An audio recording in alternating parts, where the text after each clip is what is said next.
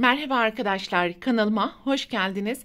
Bugünkü videomda tığ işi, paspas, halı, kilim, yatak örtüsü, çanta, kazak ya da hırka projelerinizde değerlendirebileceğiniz tığ işi dikdörtgen yapılışını anlatacağım. Umarım sizler için faydalı bir video olur. Anlatımını yapacağım. Dikdörtgen 20 sıradan oluşmakta. Sizler dilediğiniz renk kombinini uyarlayabilir ve dilediğiniz sıra kadar yapabilirsiniz. Dikdörtgenin uzun kenarı 36,5 santimetre. Kısa kenarı ise 30 santimetre. Modelin anlatımını yaparken kullanacağım iplerin markası Alize Cotton Gold 100 gram ve 330 metrelik ipler. Tığ numarası olarak ise 2,75 milim ile dikdörtgeni öreceğiz. Hazırsanız haydi vakit kaybetmeden desenin yapılışına başlayalım. Dikdörtgenin yapılışına çok sıkı olmayan 19 zincir yaparak başlayalım.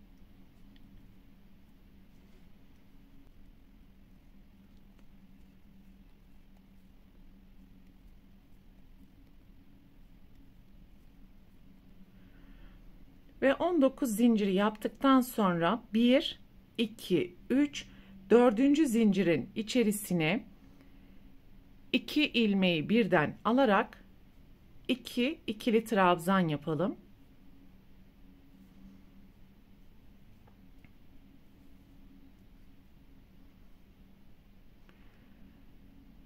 Üç boşluk atlayalım. 3 ikili trabzan.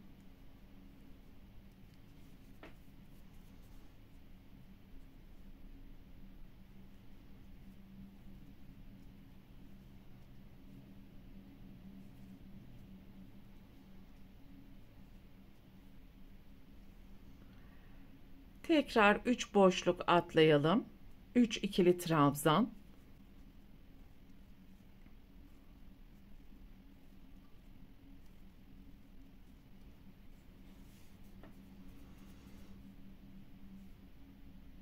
Üç tane boşluk atlayalım. 3 ikili trabzan.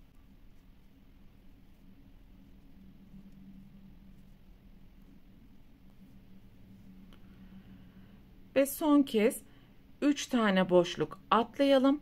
Buradaki ilk yapmış olduğumuz düğümün içerisine 3 tane ikili trabzan yapalım.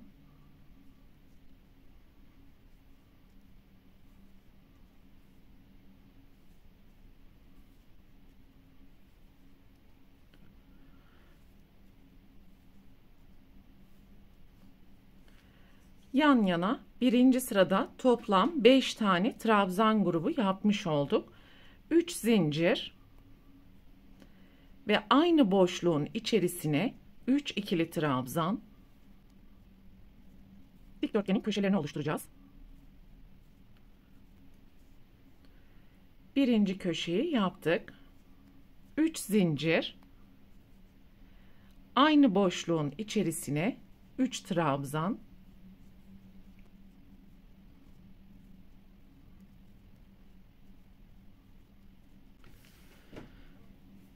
Ve şimdi hiç zincir yapmadan birinci sırada yapmış olduğumuz trabzan gruplarıyla aynı boşlukların içerisine üçer tane ikili trabzan yaparak sıra sonuna kadar devam edeceğiz.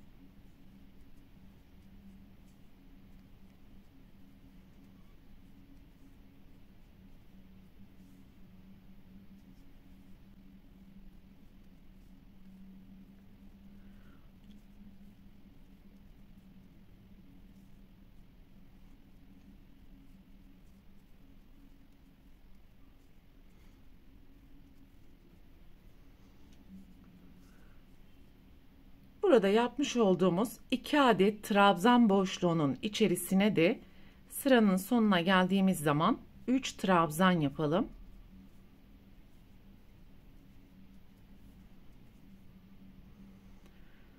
Köşeleri oluşturmak için 3 zincir, aynı boşluğun içerisine 3 trabzan.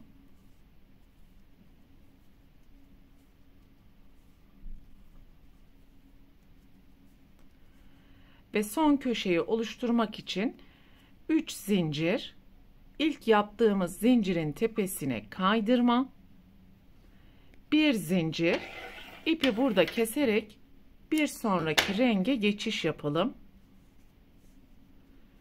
Böylelikle ilk dikdörtgen parçayı oluşturmuş olduk.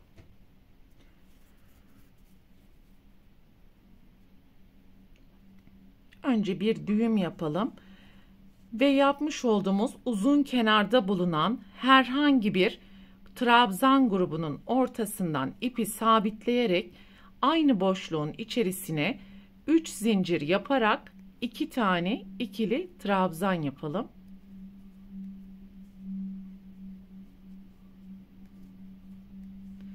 Şimdi köşeye gelene kadar bu gruplar arasındaki boşluklara zincir yapmadan 3 trabzan yapacağız.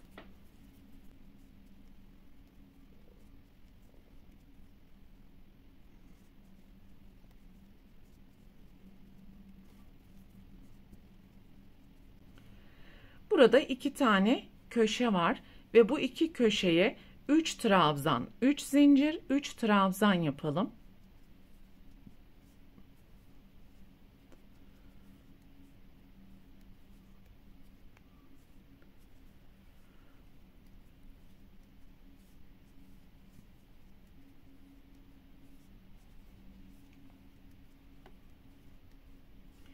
Diğer köşeye geçerken yine zincir yapmadan 3 trabzan, 3 zincir, 3 trabzan.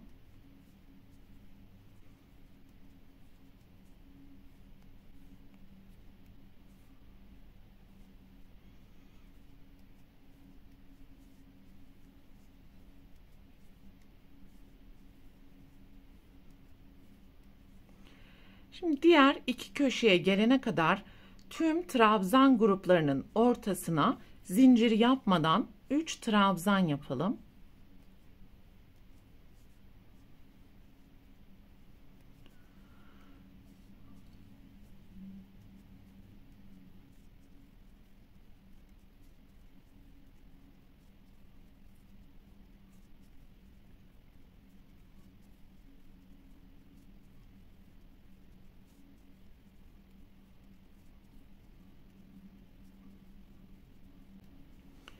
Ve buradaki iki köşeye sağ taraftaki gibi 3 trabzan, 3 zincir, 3 trabzan yapacağız.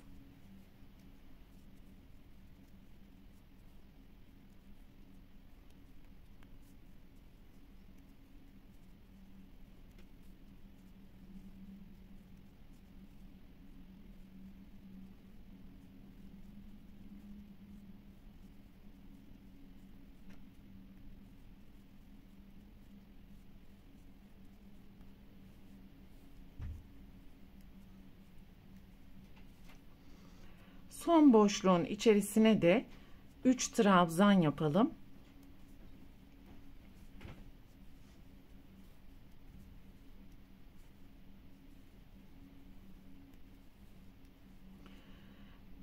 Ve zincir yapmadan ilk zincirin tepesine kaydırma, bir zincir, ipi burada keserek bir sonraki renge geçiş yapalım.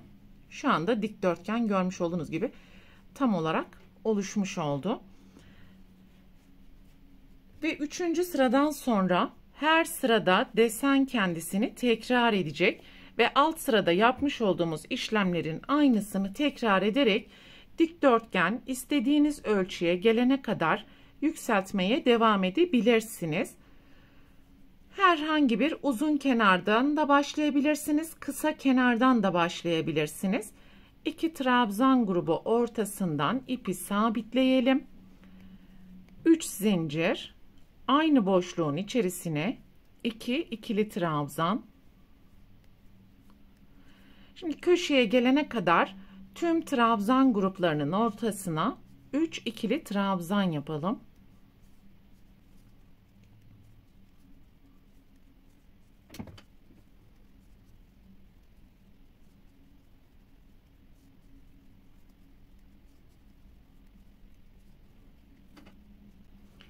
Köşeye alt sıradaki işlemi tekrar ederek 3 trabzan, 3 zincir, 3 trabzan yapacağız.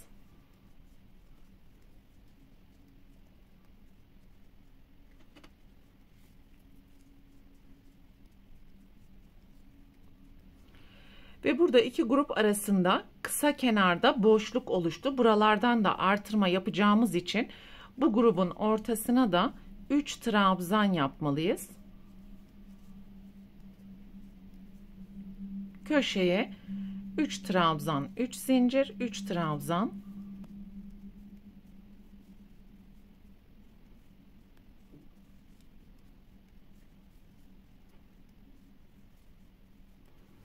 Ve şimdi diğer köşeye gelene kadar tüm trabzan gruplarının ortasına 3 trabzan, köşelere 3 trabzan, 3 zincir, 3 trabzan, buradaki boşluğa da 3 trabzan yaparak sıra sonuna kadar devam edeceğim.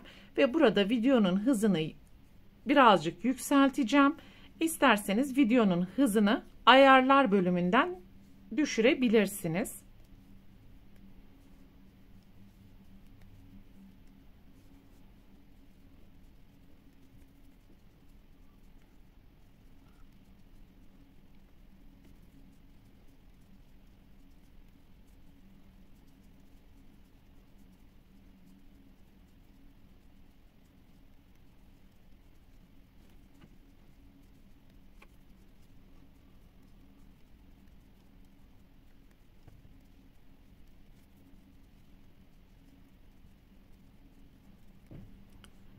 Sıranın sonuna geldiğimiz zaman ilk zincirin tepesine kaydırma, bir zincir yaparak ipi burada kesebilir ve bir sonraki renge geçiş yapabilirsiniz arkadaşlar. Şimdi yeşil renkle devam edelim.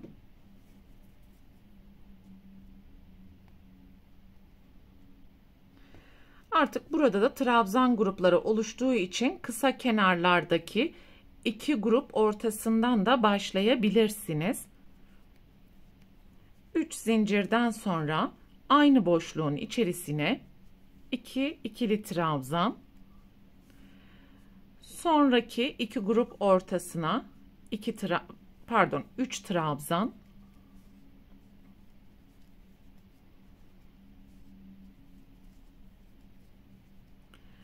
köşeye alt sıradaki işlemi tekrar ederek 3 trabzan, 3 zincir, 3 trabzan yapalım.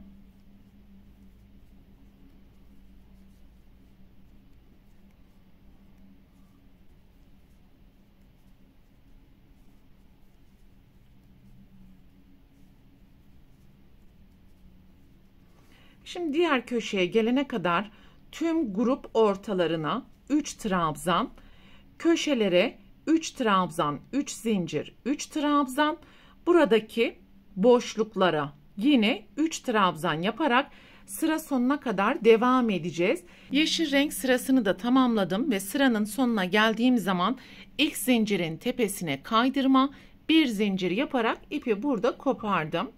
Şimdi tekrar sarı rengi kullanmak istiyorum. İlk düğümü yaptıktan sonra herhangi bir grup ortasından ipi sabitleyelim. 3 zincir yaptıktan sonra da aynı boşluğun içerisine 2 ikili trabzan yapalım. Ve daima ipi kopartmış olduğunuz noktadan başlamayın ki burada hep aynı nokta üzerinde olmasın arkadaşlar. İpi burada kopardıysanız burada başlayabilirsiniz. Burada koparttıysanız diğer kenarda bu şekilde döne döne dikdörtgeni yapabilirsiniz. Şimdi köşeye gelene kadar alttaki grupların ortasına 3 trabzan yapalım.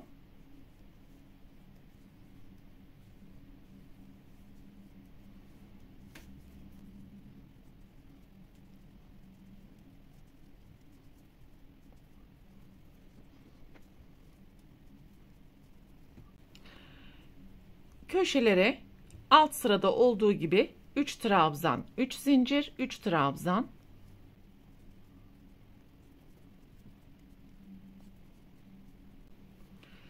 Köşeye gelene kadar grup ortalarına 3 trabzan.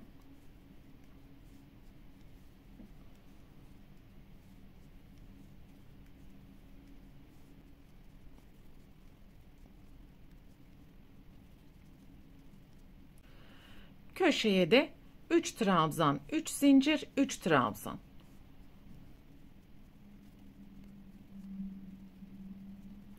Ve bu şekilde yapmış olduğunuz proje büyüklüğü kadar dikdörtgeni yukarıya doğru yükseltmeye devam edebilirsiniz.